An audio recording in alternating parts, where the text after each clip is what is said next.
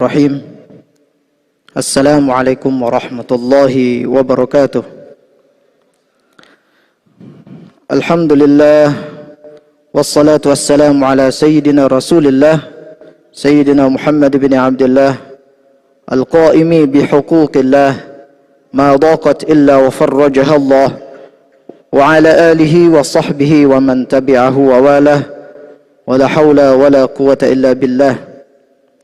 Rabbi shrah li sadri wa yassir li amri wahlul 'uqdatam min lisani yafqahu qawli. Allahumma 'allimna ma jahilna wa dhakkirna ma nasina wa fahhimna ma la nafham wa zidna 'ilman wa alhiqna bis salihin. Amin ya rabbal alamin. Amma ba'du. Jemaah salat maghrib rahimakumullah. Kembali kita membaca dan mengkaji hadis yang terdapat dalam kitab Al-Arba'in An-Nawawiyah. Hadis, kumpulan hadis yang disusun oleh Al-Imam An-Nawawi Ad-Dimashqi rahimahullahu ta'ala. Pada kesempatan ini kita akan membahas hadis yang ketujuh.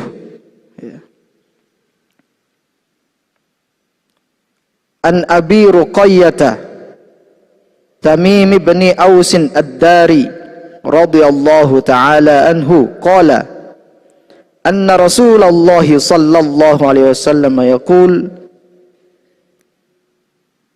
ad-din an-nasihah qulna liman qala lillahi wa likitabihi wa lirasulihi wa li a'immatil muslimina wa ammatihim. Rawahu Muslim. Dari Tamim, ya, dari Abu Ruqayyah Tamim bin Aus radhiyallahu anhu, bahwa Rasulullah sallallahu alaihi wasallam bersabda, agama itu adalah nasihat. Maka kami bertanya, kata para sahabat, nasihat untuk atau kepada siapa? Untuk siapa? Maka Rasulullah SAW menjawab, untuk Allah, untuk kitabnya, yaitu Al-Quran, untuk Rasulnya, yaitu Nabi kita Nabi Muhammad SAW, untuk para pemimpin Muslim, ya, dan untuk umat Islam secara umum. Hadis ini diriwayatkan oleh Imam Muslim, hadis sahih.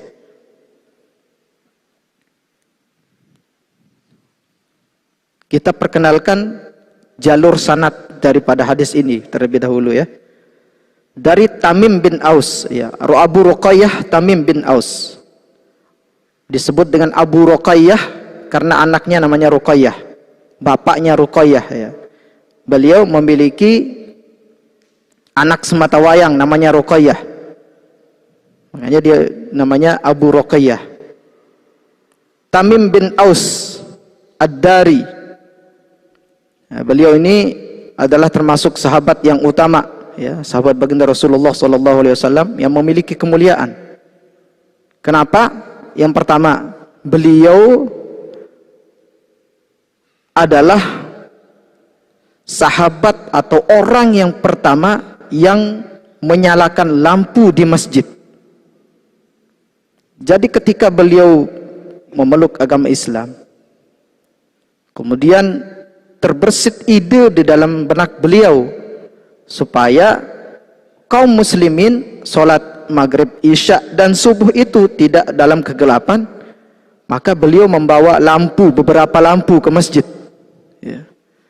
Beberapa lampu ke masjid bersama tali, ya, dan minyaknya, ya.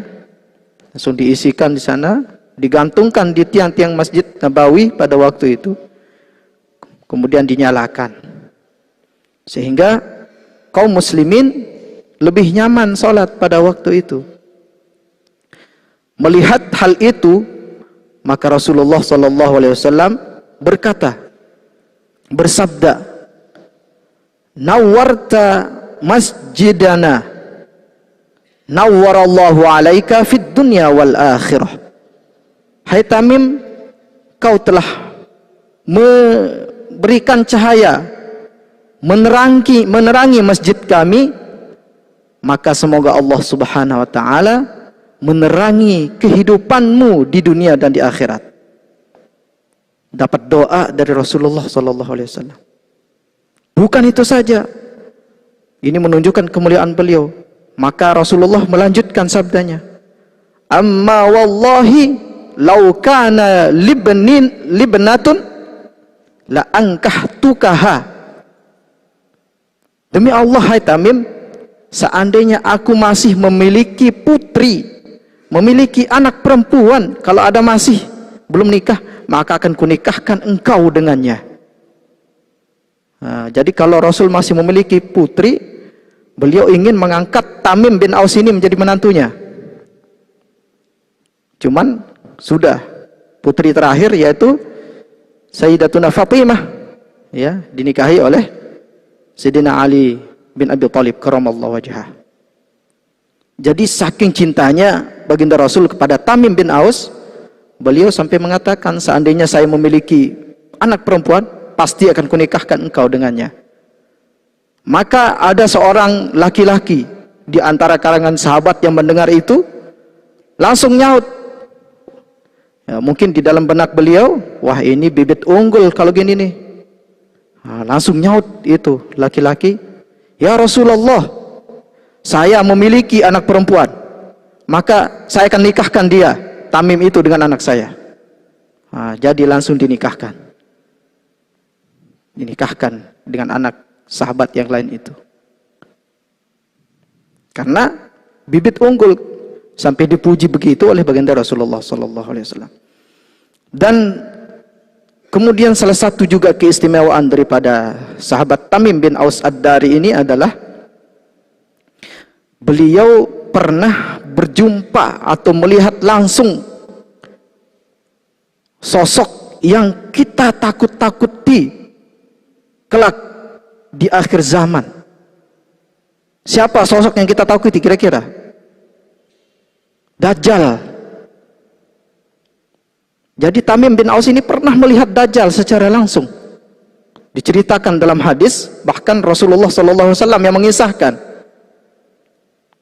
Beliau ketika sholat, tiba-tiba mengatakan kepada para sahabat, mohon kalian semua diam di tempat, kata Rasulullah. Jangan beranjak dulu, karena saya akan mengisahkan suatu kisah kepada kalian. Kisah ini dialami oleh Tamim bin Aus, yaitu ketika Tamim bin Aus melakukan perjalanan laut selama 1 bulan, terombang-ambing oleh gelombang. Akhirnya terdampar di sebuah pulau misterius, ya, sebuah pulau, entah pulau apa namanya. Tamim ini terdampar dengan 30 temannya. Ada 30, ya, 30 personil, 30 orang. Kemudian ketika mereka terdampar, lalu mereka menjumpai sesosok makhluk. Makhluk itu besar, kemudian dipenuhi oleh rambut-rambut, bulu-bulu. Ya. Bulunya keras-keras lagi bulunya tuh, ya. Dalam riwayat hadis itu diceritakan. Maka para sahabat, rombongan ini kaget bukan main berjumpa dengan makhluk itu. Nggak usah kita bayangin kayak King Kong, ya, nggak usah. Jadi udah makhluk begitu aja. Kemudian mereka bertanya, siapa atau makhluk apakah engkau? Maka makhluk itu menjawab, saya adalah Jassasah. Jassasah. Kemudian para ini sahabat atau rombongan Tamim bin Aus bertanya lagi, apa itu Jassasah? Kemudian makhluk itu menjawab, nggak usah kalian tahu Jassasah itu apa. Yang penting coba kalian masuk ke rumah ibadah itu. Ditunjukkan kepada sebuah rumah ibadah. Coba kalian masuk ke rumah ibadah itu, di sana ada seorang laki-laki yang ingin bertanya beberapa hal kepada kalian. Kemudian mereka pun masuk ke tempat yang ditunjukkan. Ternyata mereka menjumpai seorang laki-laki yang terikat tangan dan kakinya dengan besi. Lalu laki-laki itu bertanya tentang beberapa hal. Ya, termasuk nanti tentang tanda-tanda kiamat. Apakah kurma masih sering berbuah, masih berbuah, gitu ya. Dan apakah air danau itu kan masih kering? Nanti kalau berair berarti itu tanda kiamat sudah dekat. Dan beberapa hal ditanya. Kemudian setelah pertanyaan itu dijawab semua, maka dia bertanya, tahukah kalian siapa saya? Maka kelompok atau rombongan Tamim bin Aus mengatakan, kami tidak tahu. Dia mengatakan, saya adalah Al-Masih Ad-Dajjal. Saya adalah Al-Masih Ad-Dajjal. Nah, dengan sebab ini termasuk yang ditanyakan ya oleh Dajjal kepada rombongan Tamim bin Aus adalah tentang berita atau informasi terkait tentang baginda Rasulullah SAW. Inilah yang menyebabkan Tamim bin Aus akhirnya memeluk agama Islam. Jadi Tamim bin Aus adalah sahabat yang pernah berjumpa dengan Dajjal. Ma'asyiral muslimin rahimakumullah. Ini adalah biografi atau data daripada sahabat yang merupakan jalur sanad daripada hadis. Ya. Jadi kalau sahabat yang meriwayatkan hadis itu namanya sanad, kemudian isi hadis namanya matan. Nah, nanti periwayatnya disebut dengan rawi. Ya, kalau dalam ilmu hadis ya. Beliau mendengar Rasulullah SAW bersabda, ad-din an-nasihah. Agama itu adalah nasihat. Nah, di sini terjadi iskal, problem. Sebab kata nasihat ini sudah menjadi kata serapan ke dalam bahasa kita. Nasihat. Kalau kita pakai kata nasihat dalam pengertian bahasa kita, bahasa Indonesia, maka akan terjadi kesalahpahaman. Ya. Akan salah kita memahami hadis ini. Sebab agama itu adalah nasihat. Kemudian para sahabat, kepada siapa? Untuk siapa? Maka untuk Allah, untuk kitabnya, untuk Rasul. Masa Allah dinasihati? Nah, karena kata nasihat diserap ke dalam bahasa Indonesia, tetapi pengertiannya menjadi sangat sempit. Padahal nasihat dalam bahasa Arab itu cakupannya sangat luas. Ya. Kalau nasihat dalam bahasa kita adalah pelajaran yang baik, ajaran yang baik, petunjuk yang baik, atau pesan yang terdapat dalam sebuah cerita, pesan yang baik, itu nasihat. Menjadi lebih sempit. Nah, nasihah dalam bahasa Arab artinya al-ikhlas, ketulusan. Makanya dalam Al-Quran,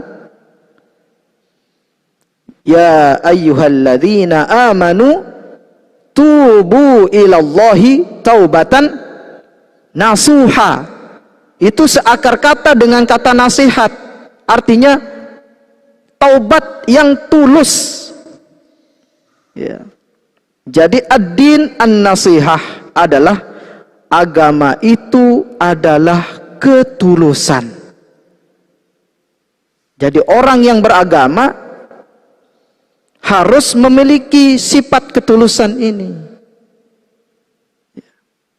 Agama itu atau tiangnya agama, tegaknya agama itu adalah ketulusan. Nah, dalam hadis yang lain, al-hajju arafah. Inti daripada haji itu adalah Arafah. Bukan berarti satu-satunya Arafah yang wukuf di Arafah itu menjadi ritual haji. Ya ada ya ritual yang lain kan. Jadi inti agama kita adalah nasihat. Nasihat itu adalah ketulusan. Inti agama kita, ya, inti agama ini, agama Islam adalah an-nasihah, yaitu ketulusan. Makanya para sahabat tidak bertanya apa itu nasihat, apa pengertian nasihat, karena mereka sudah paham semua. Yang dimaksud dengan nasihat adalah ketulusan. Lain halnya kalau dalam bahasa kita, agama itu adalah nasihat. Tentu nasihat dalam arti bahasa kita nanti masuk ke dalam pengertian ini juga. Jadi inti agama kita adalah nasihat. Maka para sahabat mengatakan, kepada siapa ya Rasulullah? Maka Rasulullah menjawab, lillah, yaitu ketulusan kepada Allah Subhanahu wa taala. Ketulusan untuk Allah Subhanahu wa taala. Apa artinya? Kita berlaku tulus kepada Allah Subhanahu wa taala. Artinya bahwa kita mengimani Allah Subhanahu wa taala dengan benar. Kita mengimani bahwa Allah Subhanahu wa taala wujud, ada. Kita mengimani bahwa Allah Subhanahu wa taala memiliki sifat-sifat yang sempurna. Kita mengimani, meyakini bahwa Allah Subhanahu wa taala Maha Suci dari sifat-sifat yang kurang, apalagi sifat-sifat buruk. Kita meyakini bahwa Allah Subhanahu wa taala Maha Esa. Tidak ada sekutu baginya, hanya Dialah yang berhak disembah. Qul huwallahu ahad, Allahus samad, lam yalid wa lam yulad wa lam yakul lahu kufuwan ahad. Makanya surah ini disebut dengan surah Al-Ikhlas. Ya. Disinilah inti ketulusan kita kepada Allah Subhanahu wa taala. Ya. Allah Maha Esa, tidak ada sekutu baginya dan tidak ada yang membandinginya. Allahus Samad, kita bergantung pada Allah Subhanahu wa taala segala hajat kita, segala kebutuhan kita. Bahkan tanpa kita minta pun kebutuhan kita selalu dipenuhi oleh Allah Subhanahu wa taala. Apa misalnya? Nafas, kita nggak pernah minta tapi terus diberikan oleh Allah Subhanahu wa taala. Kesehatan terus kita diberikan oleh Allah Subhanahu wa taala. Makanya ketulusan kepada Allah Subhanahu wa taala adalah al-iman kepadanya. Iman dengan sebenar-benarnya. Maka pelajaran tauhid adalah merupakan kewajiban kepada manusia, ya. Kewajiban pertama kepada manusia yaitu mengenal Allah Subhanahu wa taala. Para ulama dalam syairnya mengatakan, awwalu wajibin 'alal insani ma'rifatul ilahi bisdiqani. Kewajiban yang pertama untuk manusia adalah mengenal Allah Subhanahu wa taala dengan benar. Bahkan dalam hadis, awwaluddini ma'rifatullah. Awal dari agama itu adalah ma'rifatullah, mengenal Allah. Ini adalah perilaku ketulusan kita kepada Allah Subhanahu wa taala. Setelah kita mengenalnya, meyakininya, lalu apa? Kita tidak mensyirikannya, mensekutukannya, kita mentaati perintah-perintahnya. Apa yang diperintahkan, kita taati, kita laksanakan dengan sepenuh hati, ya. Kemudian apa yang dilarang kita jauhi. Bahkan tingkatan tertinggi adalah mahabbatullah, yaitu mencintai Allah Subhanahu wa taala. Itulah ketulusan yang tertinggi kepada Allah Subhanahu wa taala. Kita mencintainya. Ya. Makanya dalam makna lapisan-lapisan atau tingkatan-tingkatan makna la ilaha illallah itu ada beberapa lapisan makna. La ilaha illallah, makna yang pertama adalah la ma'buda illallah. Tidak ada yang patut disembah kecuali Allah. Kemudian yang kedua, yang lebih tinggi lagi, la maqsuda illallah. Tidak ada yang dituju kecuali Allah. Ya. Mungkin kita menyembah Allah, melaksanakan sholat, ya, tetapi masih terdapat penyakit-penyakit dalam hati kita, riya, ujub, sum'ah. Makanya tingkatannya lebih tinggi, la maqsuda illallah. Tujuan, ya, fokus, tidak ada tujuan yang patut dituju kecuali Allah Subhanahu wa taala. Inna salati wa nusuki wa mahyaya wa mamati lillahi rabbil alamin. Kemudian makna yang ketiga lebih tinggi lagi, la matluba illallah. Tidak ada yang dituntut, dicari kecuali Allah Subhanahu wa taala. Dan yang keempat adalah la mahbuba illallah. Tidak ada yang patut dicintai dengan sebenar-benar cinta kecuali Allah Subhanahu wa taala.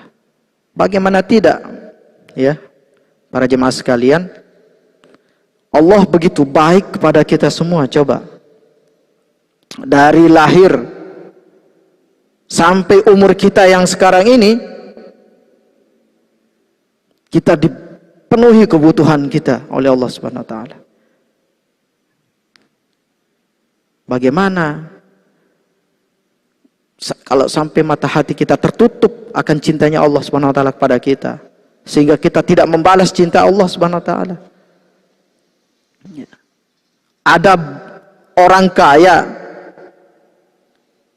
ngasih makan gratis selama 2 minggu kepada kita, ya, ngasih tempat tinggal, ya, tumpangan, terus makan gratis, dikasih uang saku, baik banget. 2 minggu langsung cinta kita kepada orang itu tumbuh subur bahkan. Nah, bagaimana kepada Allah Subhanahu wa taala? Sejak kita lahir sampai umur kita yang sekarang ini, kita masih diberikan nikmat. Maka tidak ada yang layak, tidak ada yang berhak kita cintai dengan sepenuh cinta kecuali Allah Subhanahu wa taala. Walladzina amanu asyaddu hubban lillah. Dan orang-orang yang beriman itu cintanya luar biasa kepada Allah Subhanahu wa taala dalam surah Al-Baqarah. Nah, ini makna ketulusan kepada Allah Subhanahu wa taala. Jadi agama adalah ketulusan itu, yang pertama adalah kepada Allah. Ini kepada Allah, kepada makhluk, ya, kepada kitab. Kemudian yang kedua adalah kepada kitabnya, ketulusan kepada kitab Allah Subhanahu wa taala, yaitu Al-Qur'an. Al-Qur'an adalah kitab Allah Subhanahu wa taala yang diturunkan kepada Nabi Muhammad sallallahu alaihi wasallam dalam bahasa Arab, ya. Kemudian yang dianggap atau dinilai pahala bagi yang membacanya. Jadi makna ketulusan kepada Al-Quran adalah kita tentu meyakini, mengimani bahwa Al-Quran itu adalah dari Allah Subhanahu wa taala. Kita menolak bahwa ada campur tangan manusia, ya, dalam Al-Quran itu. Keyakinan itu kita tolak. Kita kemudian setelah mengimaninya, mempelajarinya. Nah, apalagi kan kita bukan orang Arab, jadi harus kita benar-benar tekun belajar Al-Quran itu ya. Tekun belajar Al-Quran. Kita belajar apa ya? Mulai pertama adalah belajar membaca. Ya, kemudian belajar memahami. Baru kemudian mengamalkan.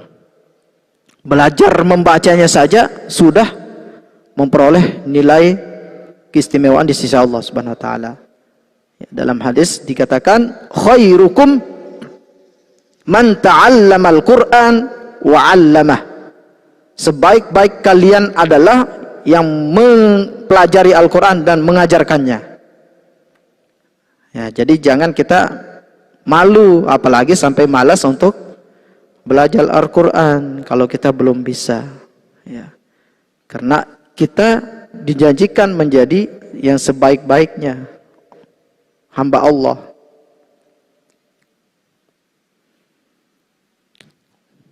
Tentu sebatas kemampuan kita. Jangan sampai kita putus asa. Ya.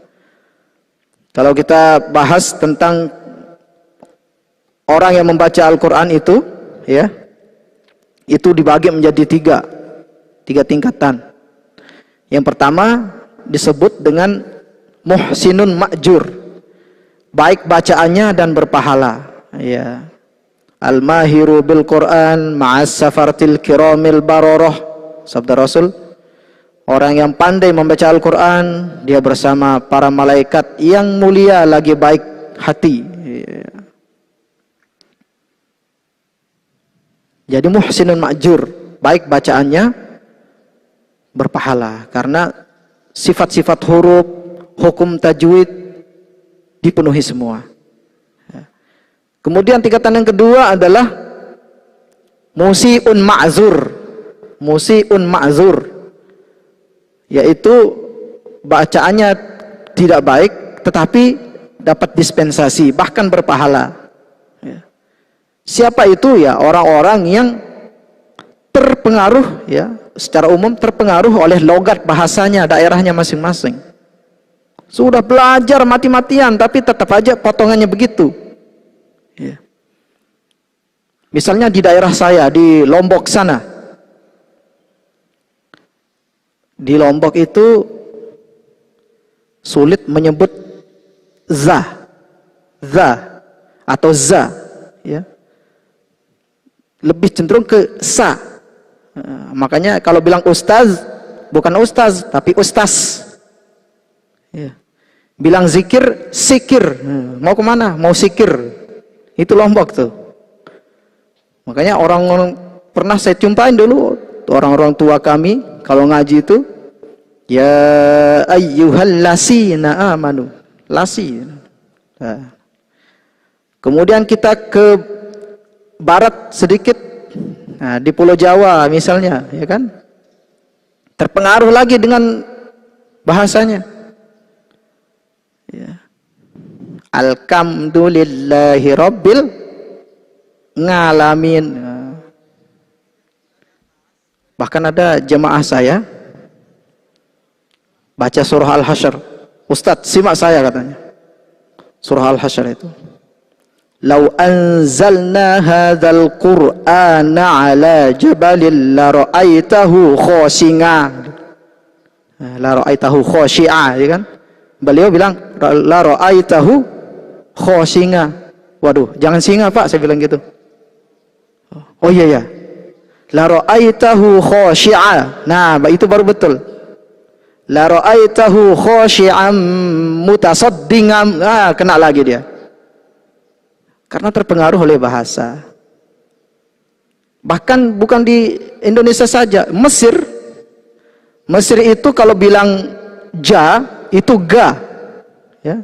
Bilang ijazah jadi igazah. Surah An-Najm jadi surah An-Nagm.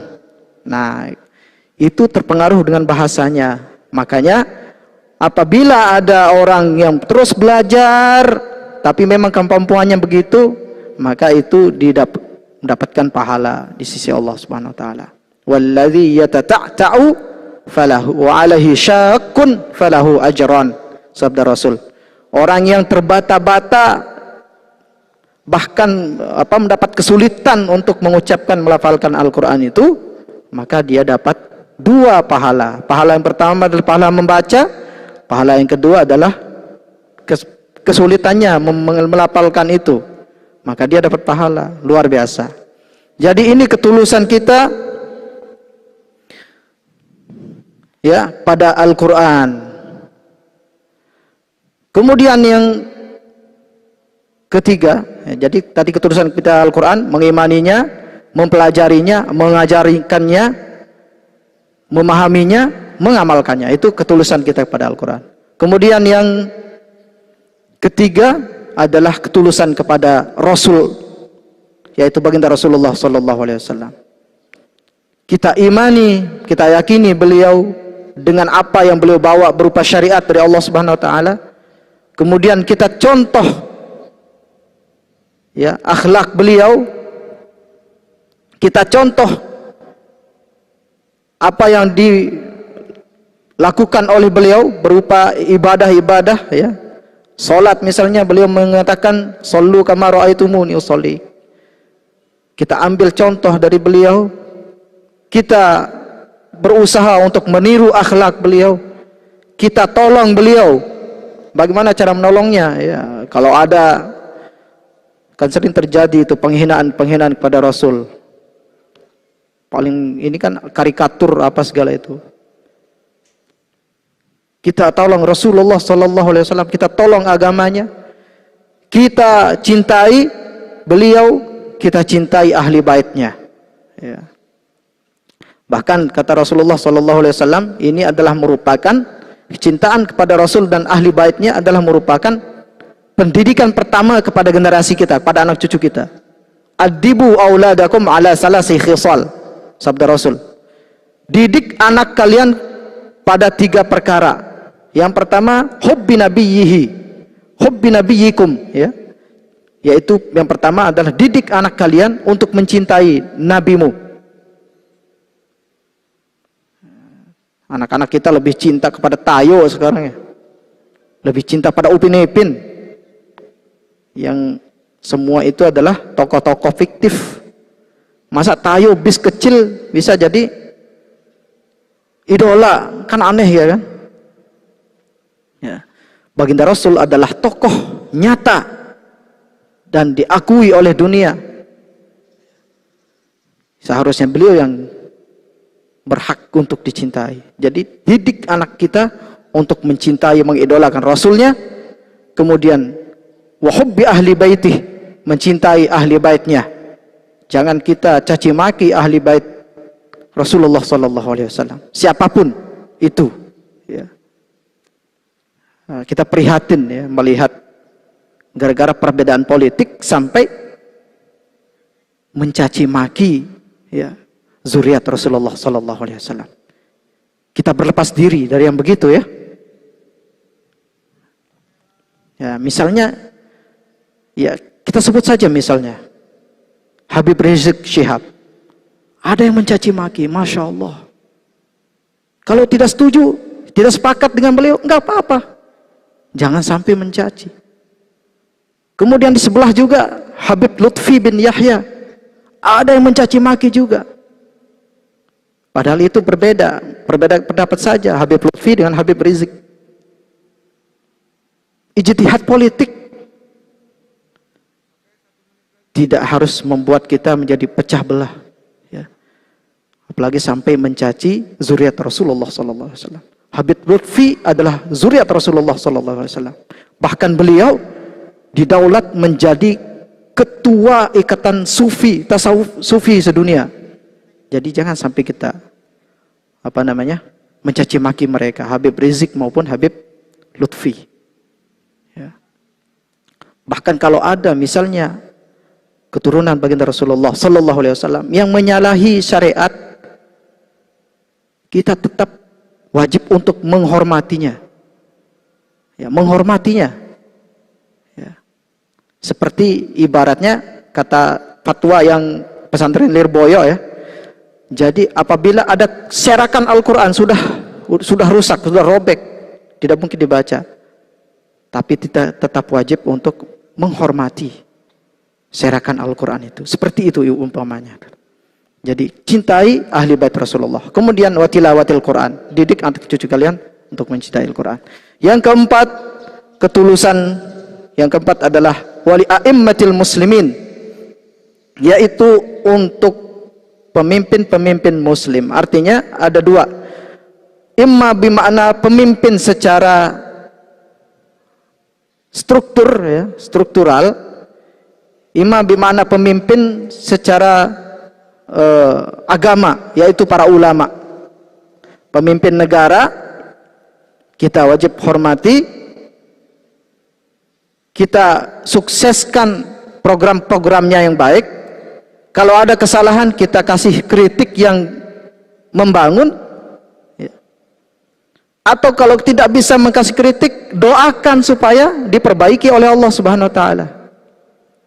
Contohnya ada doa yang diajarkan oleh para kiai kita. Allahumma aslih wulata umuril muslimin ajma'in wa waffiqhum lima tuhibbuhu wa tardah min naf'il ibadi wal bilad ya karim. Ya Allah, perbaikilah para pemegang-pemegang urusan umat Islam itu semuanya. Perbaiki ya Allah. Wa wafiqhum, dan bimbinglah mereka semua lima tuhibbuhu, kepada apa yang engkau cintai. Wa tardah, pada engkau yang ridhai. Min naf'il ibad wal bilad, yaitu dari kemanfaatan kepada semua makhluk dan kepada negara. Ya, itu ya doanya. Jadi kalau tidak bisa mengkritik, doakan. Kemudian yang terakhir adalah wali ammatihim, kepada semua kaum muslimin secara umum. Ya, kita saling tolong menolong, berlaku tindakan tulus atau ketulusan kepada kaum muslimin secara umum adalah kita saling tolong menolong dalam kebaikan dan ketakwaan, dalam hal-hal yang bermanfaat. Kita nasihati mereka kalau salah, ya tentu dengan nasihat yang baik, dengan cara yang baik. Kita doakan kepada kaum muslimin semuanya agar mereka diampuni, mereka tetap dipelihara oleh Allah Subhanahu wa taala. Nah, ini adalah bentuk ketulusan kita kepada Allah, kepada kitabnya, kepada rasulnya, kepada pemimpin-pemimpin muslim, dan kepada kaum muslimin secara umum. Jadi inti dari agama kita adalah ketulusan, yaitu ketulusan pada Allah, kepada kitabnya, kepada rasulnya, kepada pemimpin muslim, dan kepada umat Islam secara umum, dengan pengertian masing-masing yang sudah kita paparkan tadi. Semoga kita semua dibimbing oleh Allah Subhanahu wa taala, dimudahkan hati kita untuk benar-benar menjadi hamba Allah yang tulus kepada agama kita ini. Amin ya Allah ya rabbal alamin. Kita tutup. Subhanakallahumma bihamdik, asyhadu an la ilaha illa anta, astaghfiruka wa atubu ilaik. Assalamualaikum warahmatullahi wabarakatuh.